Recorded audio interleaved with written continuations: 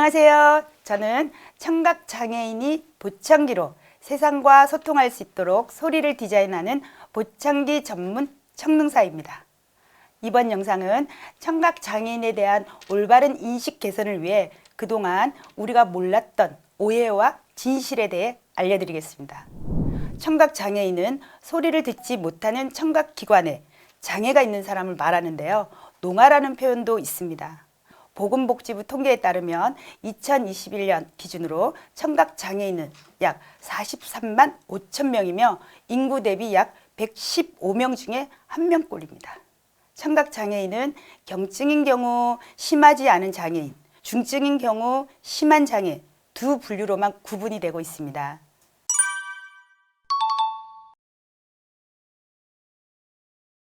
청각장애인이라고 하면 대부분 소리를 전혀 듣지 못한다고 생각하는 사람들이 많습니다. 귀가 들린다? 안 들린다? 그런 개념보다는 정도의 차이에 따라서 심하지 않은 경증 장애인들은 보청기나 인공와우 같은 보조기구 등의 도움을 받으면 소리를 들을 수 있습니다. 보청기를 착용하지 않더라도 큰 소리는 어느 정도 들을 수도 있습니다. 하지만 중증인 심한 장애 또는 중복장애가 있는 경우에는 완전히 안 들리는 사람도 있습니다.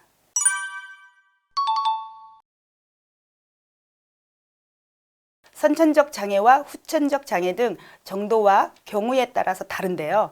청각장애 특수학교에서는 귀가 완전히 들리지 않는 학생들만 교육을 하기 때문에 장애 정도가 심하지 않은 경증 장애인 정도의 학생은 특수학교에 가지 않습니다.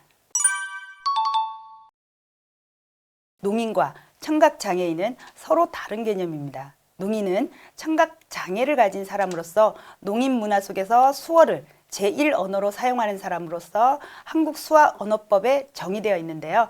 농인 사회에서는 이 둘을 분리해서 생각해야 한다는 입장이기도 합니다. 아닙니다. 말을 할 줄 아는 농인과 청각장애인도 많습니다. 농인과 청각장애인은 구아인으로 분류하기도 합니다.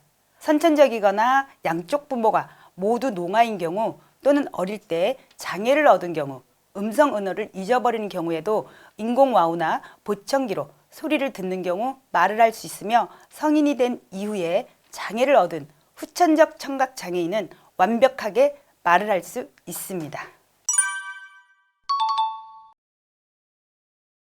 성대가 있기 때문에 웃을 수 있습니다. 말을 할 수 있다는 것과 같은 개념인데요.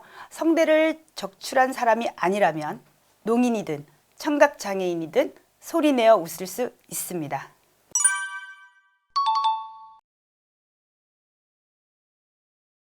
다 그런 건 아닙니다. 귀로 소리를 듣는 게 오히려 더 불편하다고 하시는 분들도 있습니다. 후천적으로 소리를 못 듣게 되는 경우를 제외하고 태어날 때부터 선천적인 경우에는 구아나 수어로 소통을 했기 때문에 보청기를 통해서 어느 날 갑자기 귀에서 큰 소리가 들어오면 오히려 고막이 따갑다고 느낄 수 있습니다. 청각장애인 중에 댄서나 음악을 좋아하는 사람들도 상당히 많습니다. 장애 정도에 따라 청신경에서 소리를 얼마나 들을 수 있느냐에 따라 달라지는데요. 베토벤도 청각장애인으로서 처음엔 진동으로 음악을 느끼면서 명곡들을 써왔고 춤을 추는 댄서들은 바닥의 진동으로 음악을 느끼며 춤을 출 수 있습니다. 사실 음악에 전혀 관심이 없는 농인과 청각장애인도 있겠지만 대부분 보청기나 인공와우의 도움으로 소리를 들을 수 있기 때문에 음악을 못 들을 거라는 것은 편견입니다.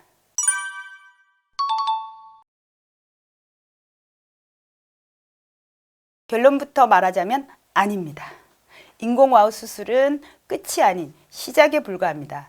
소리를 듣고 싶어 인공와우 수술을 해도 처음엔 와우에서 들리는 소리가 기계음으로 들리기 때문에 꾸준한 매핑과 청각훈련 등 언어 치료에 따라 소리를 들을 수도 있고 재활이 전혀 이루어지지 않거나 뇌수막염이나 와우 이식기 고장 등에 의해서 제거 수술을 받은 경우에는 수술만 한다고 해서 다 들리는 건 아닙니다.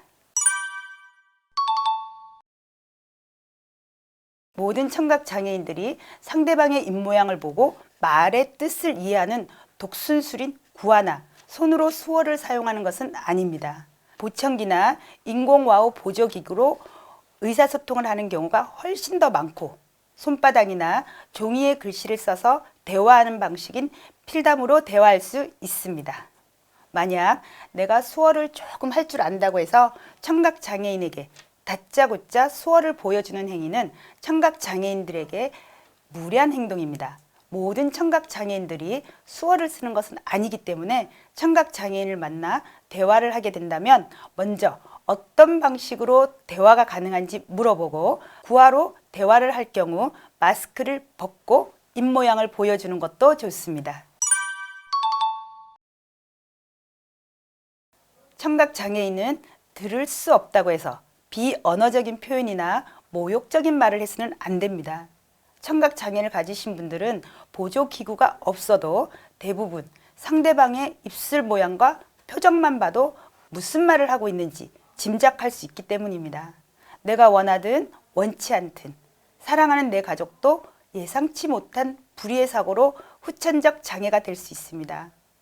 장애인과 비장애인이 함께 더불어 살려면 장애인에 대한 올바른 이해와 작은 배려가 선행되길 바라며 저 또한 청각 장애인분들이 세상과 소통하며 기쁨을 누릴 수 있도록 최선을 다하겠습니다.